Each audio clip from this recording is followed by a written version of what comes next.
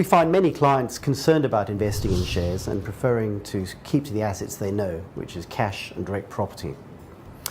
In this edition, we aim to explain the different types of asset classes, since a key to successful long-term investing is investing across a range of asset classes and not just sticking to those that you know. There are essentially four large asset classes. Now, if you read anything technical, you can go into a lot of detail and break them down and get all confusing, but I'll keep it simple and say there's four. Firstly, there's cash and fixed interest. Now, cash is pretty obvious. Fixed interest can get a bit more complicated, but at its simplest, it's term deposit.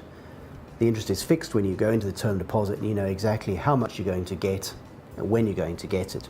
Fixed interest then goes into more exotic types at the simplest level, and what's known as the risk-free level is government bonds. Although, as we saw in 2012, even government bonds like the Greek government can be risky. But essentially, a government bond is where a government borrows money from people, say $100, and says, in return for this $100, I will pay you 2% a year for the duration. In Australia, our states like New South Wales or Queensland, Victoria, they all issue government bonds as well. And because they are a little riskier than the federal government, they charge a better rate. Goes down to companies as well. So large companies like a BHP or a Woolworths can borrow from investors and pay a lower premium than a small startup mining company that would pay a high rate of interest above the base rate, above the bank rate, because it is a lot riskier. Now, bonds are a lot more stable than, say, shares. The price doesn't go up and down as much as shares, but the price does fall. Yield is something that's talked about a lot, and the yield is really the income in relation to the price. Something that confuses many people who are not familiar with investing is why rising yields is a bad thing. In essence, when yields go up, the price of something falls. The price of bonds fall. So when you hear in the news that yields have risen, it's actually bad news for people that hold bonds because the price has fallen. The next type of investment, which is known to many clients, but also many clients that I speak to, particularly new ones, are a little bit averse, is shares. Now, a share is really owning a part of a company, and the price of the share is the value that other investors place on the future cash that that company is going to pay to the investors. Because it's future looking, there's a lot of variables, and so the price changes a lot based on new information that comes out regularly for a large company several times a day, on the company's prospects for future business, but also the external environment, such as interest rates, the rate at which the company can borrow money to invest and generate a return that ultimately pays investors. Because there's so many variables, and also there are so many people who are ready to buy and sell shares, the prices change very quickly. Shares themselves can be split into two components, and in Australia we generally call them Australian shares and international shares. Australian shares have been a wonderful asset class for the last 10, 20 years as we've benefited as a country from companies in the resources area like BHP and Rio.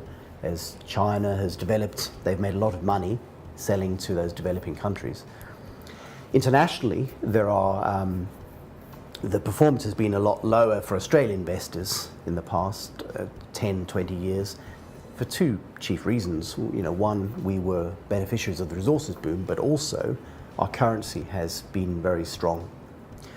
Over the next 10 or 20 years, it is thought that our returns won't be as strong as they were in the past as the resource boom comes off, but also we don't have sectors like technology, Apple and Google and these sort of companies that many people know are abroad.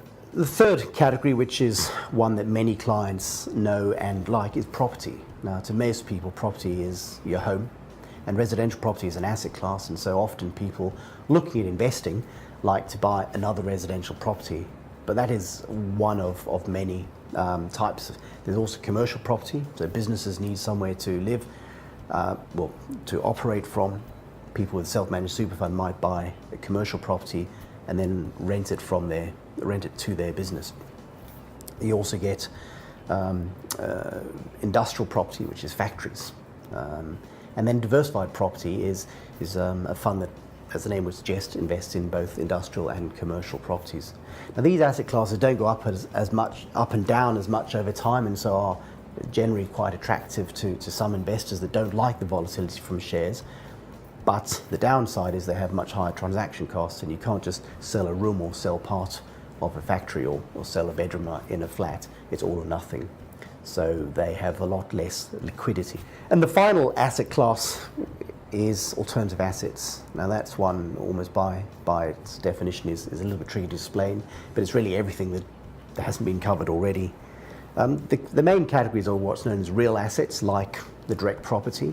Some people see property as just the listed property that you can buy on a stock exchange.